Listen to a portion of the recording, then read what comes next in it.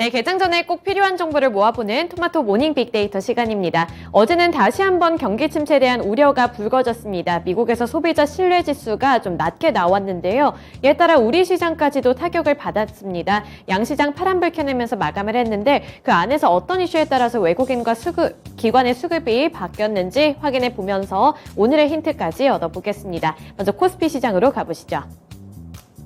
먼저 매수 리스트부터 체크해 보겠습니다. 외국인 쪽에서의 탑5 종목들 살펴보시면 매수한 종목들 LG생활건강, 아모레퍼시픽 같은 오랜만에 이런 화장품 주들이 올라온 모습이 나타나고 있습니다. 이 부분 특징주 가서 더 자세하게 살펴보도록 하겠고요. 그 밑으로 보시면 카카오, 두산 에너빌리티, 삼성 SDI까지도 올라왔습니다. 카카오가 오랜만에 이름을 올렸고요. 또 두산 에너빌리티 같은 경우에는 원전 정책 기대감 그리고 앞으로의 증설 기대감 받으면서 외국인의 수급이 다시 한번 들어왔습니다. 그리고 2차 전지 쪽에서는 삼성 SDI 쪽으로 향한 수급이 돌아왔습니다. 네, 다음으로 기관 쪽 살펴보겠습니다. 먼저 마찬가지로 삼성물산, FNF처럼 중국 시장의 영향을 많이 받는 종목들이 기관의 수급 리스트에도 올라온 모습이고요. 또 계속해서 요즘에 부각받고 있는 신재생 에너지 관련주 CS윈드까지도 기관의 관심을 받았습니다. 이번에 바람 풍력 쪽에서는 CS윈드가 관심을 받았고요. 또 햇빛 관련해서는 하나솔루션이 수급 리스트에 올랐습니다. 그리고 최근에 이 누리호 발사 이후에 관심을 받지 못했던 이 한국항공우주 쪽으로도 기관의 관심이 다시 한번 돌아왔습니다. 네, 다음으로 코스피 시장에서의 매도 리스트 체크해 보시죠. 먼저 외국인 쪽 살펴보시면 현대차와 기아 같은 완성차 업체들을 향한 투자 심리가 많이 약화가 됐습니다. 악재를 들고 왔기 때문에 그 영향력에 외국인의 수급이 빠져나간 것으로 보이고요. LG화학과 삼성전자, LG에너지솔루션까지도 약세를 나타냈습니다. 이렇게 완성차 업체들이 약세를 보이자 2차 전지주들까지로도 이 악영향이 퍼진 것으로 보이고요. 삼성전자 쪽으로는 다시 한번 외국인이 매도 전환했습니다.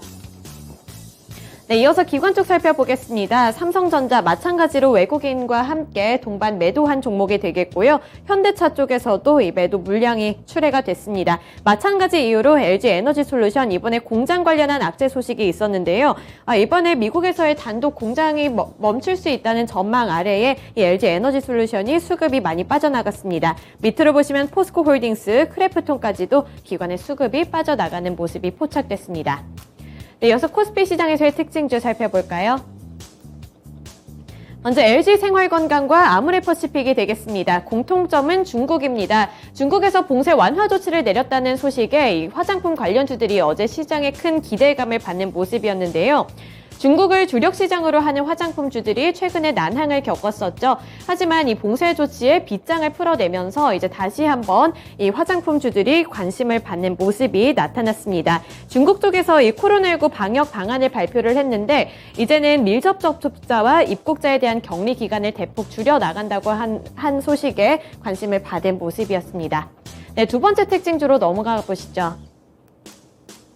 현대차와 기아입니다. 완성차 업체들 어제 약세 흐름을 나타냈는데요. 독일에서의 악재 소식이 악영향을 끼쳤습니다. 독일 검찰이 압수수색을 한다는 소식에 하락을 했는데요. 디젤차의 배기가스 조작 혐의를 받았다는 평가에 이 현대차와 기아를 향한 투자 심리가 냉랭해졌습니다. 네, 다음으로 코스닥 시장으로 넘어가 보겠습니다. 매수한 종목들 살펴보겠습니다. 먼저 삼강 M&T, 신재생 관련해서 외국인의 수급이 많이 들어왔고요. 특징주 가서 더 자세하게 살펴보겠습니다. 그리고 밑으로 보시면 인트론바이오, 알테오젠 같은 제약바이오주들 쪽으로도 외국인의 수급이 요즘에 꾸준히 들어오고 있는 모습이고요. KG 그룹주 관련해서 KG ETS가 다시 한번 관심을 받았습니다. 그리고 심택까지도 외국인의 수급이 들어왔네요. 네, 기관 쪽 살펴보시죠. 이번에 수소 관련해서 범한퓨얼셀 기관이 가장 많은 관심을 보인 종목이 되겠고요. 또 의료기기 관련해서 휴마시스와 오스템 임플란트 쪽으로도 기관의 수급이 들어왔습니다. 밑으로는 BH, TSE가 있습니다. 코스닥 시장에서의 매도 리스트 체크해 보시죠. 외국인입니다. LNF 가장 많이 팔았습니다. 마찬가지로 2차 전지주들을 향한 투자 심리가 약화됐습니다. 현대차와 기아의 리스크 때문에 이 전반적인 투자 심리가 냉랭해진 분위기고요. 또 성장주 쪽에서 위메이드, 개임주가 다시 한번 흔들리는 모습이 나타났습니다. 그리고 PNT, 바이오니아 이렇게 파는 모습이 나타났고요. 신재생 에너지가 계속해서 관련주로 부각을 받고 있는 가운데 CIS 쪽에서는 외국인의 매도세가 나타났습니다. 이어서 기관 쪽 살펴보겠습니다. LNF와 에코프로 BM 이렇게 2차 전지 소재주들 쪽에서도 약세 흐름이 포착이 됐고요. 아프리카TV 최근에 좀 증권가의 분석이 엇갈리고 있죠. 이쪽에서 기관이 다시 한번 차익 실현 움직임에 나타난 모습이고요. 네, CS 베어링이 기관 쪽에서의 수급이 빠져나갔습니다. 신재생 에너지 쪽에서 수익 실현에 나선 그런 종목이 되겠고요. 게임주에서 카카오 게임즈가 약세를 나타냈습니다. 네, 코스닥 시장에서의 특징주 살펴보겠습니다. 3강 MNT가 되겠는데요. 이번에 재생에너지 관련해서 이유 쪽에 훈풍이 지속되고 있습니다. 이유 쪽에서 재생에너지 목표를 상향하는 입법화를 추진한다는 소식에 3강 MNT가 국내 관련주로 떠올랐는데요. 3강 MNT 같은 경우에는 이번에 유럽연합과 미국 등의 국가가 신재생 에너지의 비중을 확대한다는 방침을 가속화할 것이라는 전망하에 같이 관심을 받았습니다. 이번에 풍력 관련 에너지 관련주로 부각을 받으면서 어제 시장에서도 큰 관심을 받는 종목이었습니다. 네, 다음으로 오늘 주요 일정까지 함께 체크해 보겠습니다. 네, 첫 번째로 마이크론 테크놀로지의 실적이 발표되는 날입니다. 한국 시간 기준으로 7월 1일 오전 5시 30분에 발표가 될 예정이라고 하는데요.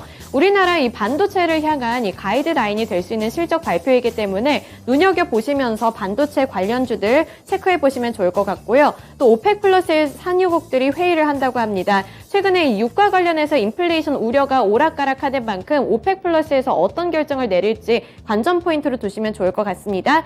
그리고 마지막으로 미국의 5월 개인 소득, 개인 소비 지출이 발표되는 날인데요.